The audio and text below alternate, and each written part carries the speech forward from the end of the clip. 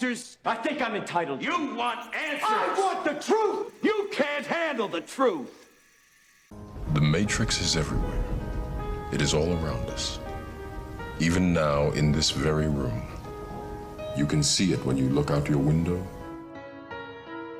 or when you turn on your television.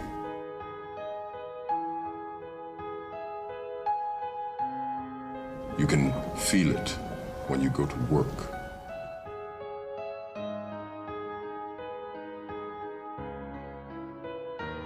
When you go to church. When you pay your taxes.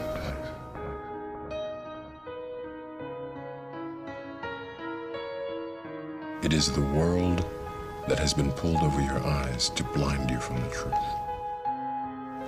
You take the blue pill, the story ends. You wake up in your bed and believe whatever you want to believe. You take the red pill, you stay in Wonderland, and I show you how deep the rabbit hole goes. Remember, all I'm offering is the truth, nothing more.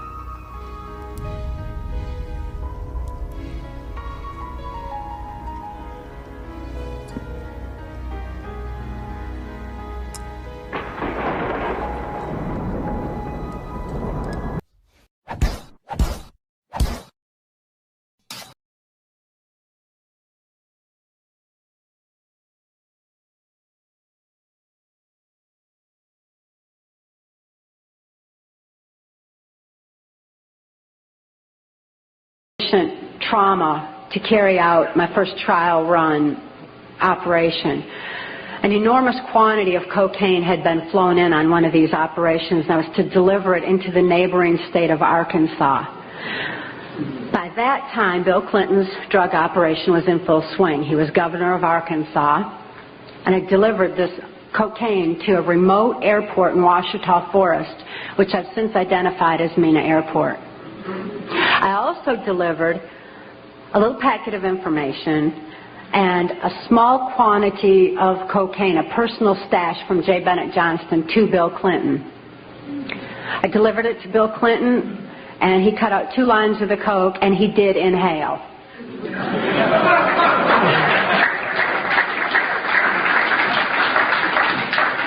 That certainly wasn't the only time I saw Bill Clinton using cocaine. My sexual experience with Bill Clinton was extremely limited, in spite of the fact that I was a sex slave. It was my experience that Bill Clinton is bisexual, leaning far more towards a homosexual end. All I've ever seen him involved in was the homosexual activity, with very limited experience with him myself.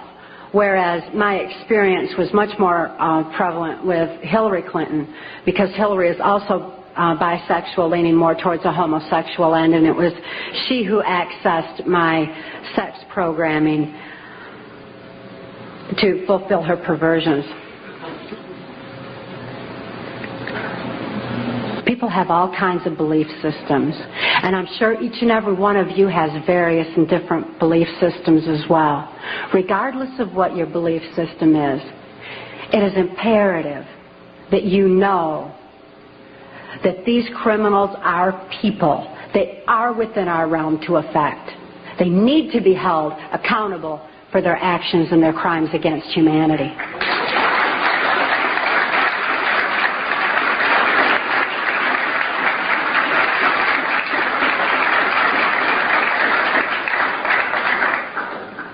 It was 1980 and my daughter Kelly was born. She was born directly into the MKUltra Mind Control Project on a much higher level, a more sophisticated technological level than I was subjected to. In addition to trauma, she was subjected to harmonic mind control programming on NASA installations literally since birth, before her brain even had a chance to form. As soon as Kelly was born, Senator Byrd figured I'd been traumatized enough by that time and ordered that we be transferred back to Nashville, Tennessee to carry out operations during the Reagan administration. By being within the country music industry, we had a second handler. His name was Alex Houston. Alex Houston is a ventriloquist, stage hypnotist in the country music industry. Above all, he carries out criminal covert CIA operations that fund the black budget. And this certainly included bringing in large quantities of cocaine and distributing them through the United States, Canada. He was working at that time and provided a cover for me to be taken throughout the United States, Canada, Mexico, and the Caribbean for these criminal covert operations. As my handler, he took me to various military and NASA installations for mind control programming for specific operations that I was forced to participate in. These operations that I won't have time to get into tonight are detailed in our book, Transformation of America. And they involve such leaders as the President of Mexico at that time, De La Madrid, and Vice President Salinas. It was my experience that in 1984, there's a CIA trauma base, near-death trauma center that's located in Lampe, Missouri. It's called the Swiss Villa Amphitheater. And they bring certain involved country music acts in to bring large quantities of cocaine or bring the cocaine out for distribution. Because Lampe, Missouri is just across the Arkansas line and is very much a part of Bill Clinton's cocaine operation. And it was in full swing at that time. It's also interesting to note that this Lampe, Missouri operation is where the country music industry was more conveniently relocated, you know, right there in Branson, so that it would be closer to Clinton's cocaine operations. Lampe, Missouri was a place where I heard George Bush and Bill Clinton talking. From the point of view I had, they certainly were friends, and they didn't recognize any party lines between them. That's something for a smoke and mirrors illusion for the public. It's not something they adhere to because they had exactly the same agenda, and that was for bringing in this new world order.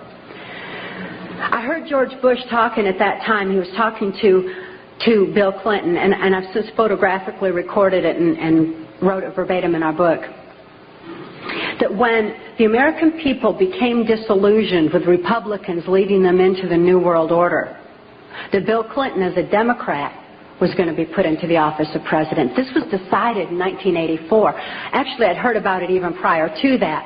But as of 1984, they were already discussing it as an absolute fact. It was also discussed in the groundwork for NAFTA that by the time George Bush went into the office of president, that Salinas was going to become president of Mexico, and they together would be bringing in the NAFTA, which was the beginning of New World Order controls. I was forced to participate in the criminal groundwork for NAFTA, the opening of the Juarez-Mexican border to the free trade of drugs, free trade of our nation's children. It's absolutely appalling, the criminal roots of NAFTA. Again, this is detailed in the book. But it's interesting to note that these political moves had already been decided way back when. And as I deprogrammed, and as I was, it was really something to me to find out people didn't know about this stuff. I mean, it was so obvious to me. I didn't realize that people were unaware and had bought into some kind of smoke and mirrors illusions of what was going on and never thought to look behind the scenes to what was really going on. But I understand good people don't think that way. They don't have criminal minds. They don't think to look for that kind of criminal activity. Just like these guys are limited in their thinking by immorality, good people are kind of blinded from that kind of criminal activity until their eyes are open to truth. This criminal activity that was going on at that time, the people that were involved were following directions from George Bush. I don't purport to know it all. I don't purport to know that George Bush is at the very top of all this, but he is as high up as I knew. it was my experience that Ronald Reagan answered to George Bush. Not robotically, not under mind control, but willingly, because George Bush was respected for what he knew about bringing in the New World Order. Consider his past. George Bush first began with the United Nations. Then he went on to head our CIA. Then he ran our country through 3 administrations that I'm aware of: the Reagan administration, his administration, and the Clinton administration. Because Reagan and Clinton both answered to him. Mexican President de la Madrid answered to him and knew that Salinas was to be coming into power, and Salinas had more influence in Mexico at that time than de la Madrid, that, as far as my experience was concerned. Also, Saudi Arabian King Fahd followed orders from George Bush, as did the Prime Minister of Canada, Brian Mulroney. In 1983, I heard Ronald Reagan and Brian Mulroney discussing the New World Order. Senator Byrd had acted in the capacity of a pimp and prostituted me to Reagan, and I was present at this White House cocktail party. Now, Ronald Reagan certainly provided a wonderful smoke and mirrors illusion for all of us. For those of you who don't want to believe that he's involved in this, he told you he's an actor. And he did a real good job of it for a long time. That was his role. That's what he was supposed to do. Nevertheless, I heard Ronald Reagan telling Brian Mulroney that he believed the only way to world peace was through mind control of the masses. I know from experience there's no peace of mind under mind control. And I wonder at a world peace where people don't have peace of mind. Mind control, the ramifications of mind control are far-reaching, because I also know that under mind control there's no free thought. Without free thought, there's no free will. Without God-given free will, there's no soul expression. What kind of a world peace can we have without any free will or any soul expression, without any spirituality? Mind control needs to be exposed in order that people maintain their freedom of thought, in order that people maintain their free will and have that spiritual expression, because of spirituality, when people have soul and spirituality, they're going to be acting in a capacity of love anyway. That is where world peace is, not in mind control.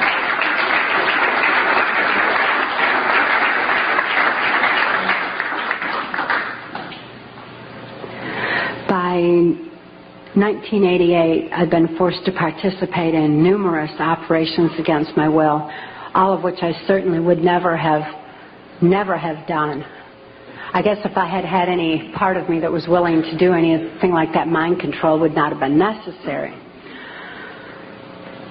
I'm appalled at what I was forced to participate in, but I am relieved that this information's getting out, that people are passing the book Transformation of America hand in hand, hand to hand, so that hand in hand we can take back our country. This information is information that you have a right to know and a need to know, and their controlled medias are not going to suppress truth. Truth prevails.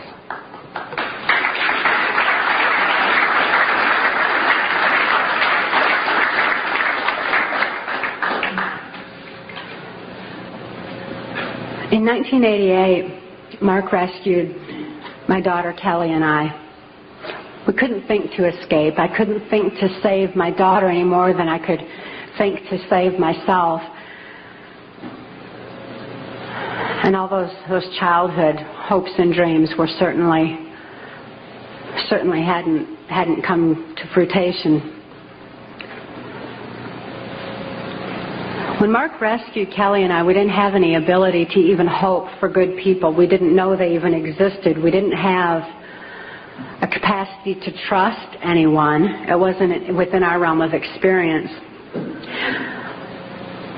I couldn't think to reason that Mark was a good guy. But I'd seen him with his animals. And even though I didn't have any ability to consciously reason, and Kelly didn't have any ability to consciously reason things out or to think things out, we had this extra sense developed. We sensed things very strongly. After all, when you consider that we use, 10% of our brain, we'd been like blasted into other parts of our brain, and these parts of our brain were real perceptive on what's considered, I suppose, psychic levels by some definition. When we had a sense for things, kind of like the animals did. And we noticed that the animals loved Mark. He had these raccoons that he'd rescued. He had 3 raccoons, and they all loved him, and they hugged him, and they wrapped their arms around his neck, and they patted on his face and kissed him. And, that was really a neat thing for us to see, because we had only seen our animals abused. We lived on a farm. We had lived on a farm, and we had dogs and cats and horses and cows and guineas and chickens and all kinds of animals, all of which Alex Houston tortured or killed to keep us in line to, if we didn't do this, this would happen to our pet. And we loved our animals. Please bear this in mind, that people who abuse children oftentimes abuse animals. If you see someone abusing an animal, keep your eyes open, look further, make sure those kids are safe. I've never seen an exception to this rule. Not that there's not one out there somewhere, but I've never seen an exception to it. So it was very telling to us that these animals loved Mark. Additionally, when he came in and rescued us, here we were under the gun of the CIA. Everything was very precarious, to say the least. I was 30 years old. I was supposed to be killed, as most mind-controlled slaves are at the age of 30. Besides, I was considered too old for sex by that time, so I was supposed to be wiped out. But Mark came in and rescued me from certain death, and rescued my daughter from a fate much worse than death, and took the time to rescue our animals. He packed up all those cows and horses and guineas and chickens and loaded them up on these different trailers and everything, and brought them to safety as well. This had a profound impact on Kelly and I. We certainly developed an ability to trust right there and then. Mark took us to the safety and serenity of Alaska. Since we were safe for the first time in our lives, experiencing love for the first time in our lives, memories of our past began flashing on our mind's screen. As these memories flashed, and I started to remember what had happened to me and to my daughter, particularly during the Reagan-Bush administration, I became enraged. I was enraged at what my daughter had been through, the tortures I'd endured, and what the plan was for humanity as a whole. I'd have been blinded by that rage, immobilized by that rage, if it weren't for Mark's wisdom in telling me that the best revenge is total recovery. Because through total recovery, by photographically recording all those events, I could expose these people for exactly what they are, for what their plans are, for what I witnessed behind the New World Order. Be able to get help for my daughter, who was in desperate need of help at that particular time. So I began writing out my memories. By writing out my memories, I used a different part of my brain than verbalizing. It bypasses emotion. Bypassing emotion was very necessary for logically making the incomprehensible comprehensible, for understanding and grasping what had happened to us and what could be done with that information. Kelly was not so fortunate. Because of the harmonic programming that she'd endured, remembering the traumas and deprogramming the program did not allow her access to all parts of her brain as it did me. She still needed some technological equipment to help her recover. She needed to actually have those neuron pathways vibrated back open with harmonic equipment. Therefore, she went into Humana Hospital in Anchorage, Alaska, in an intensive care unit. She suffered horribly at that time. and responded only to some psychological intervention and not to any conventional medications. Kelly was actually suffering respiratory failure because mind control has advanced to the point where they know the ins and outs of the brain and the mind so well that they know how to program not only the subconscious but to go into the primitive mind, the very area of our mind where blinking, breathing, and circulatory, heartbeat, all that is regulated. And they could go in there and put death programs in place. In my daughter's case, it was respiratory failure, so that in the event that she ever had cause to remember, which they never expected could happen, but in espionage, that can happen. We've heard of that, where the brainwashing, where they have the memory accessed. So they wouldn't have to take the old cyanide pill anymore like they used to, like spies used to. Instead, they would just simply go into respiratory failure, circulatory failure, and no information would be released at all. There was no chance of the information getting out that way. Since my daughter was being raised was genetically and mind controlled, being brought up to be in espionage, she had that program in place and it went into effect. Because of the medical attention that she needed, she became quickly thrust into the illegal and immoral custody of the state of Tennessee, where she remains today. The violations of laws and rights that proliferated in her so-called legal case were extensive.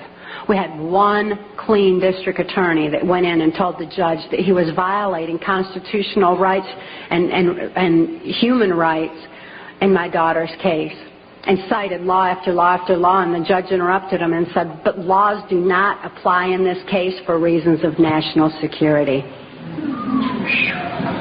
This certainly raises a question. What does national security have to do with a documented, validated, and proven rape and molestation of a child's mind and body?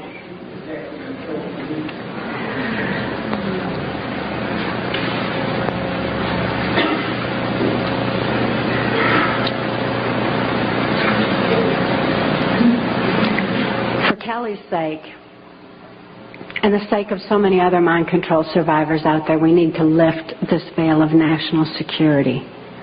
We need to repeal the 1947 National Security Act.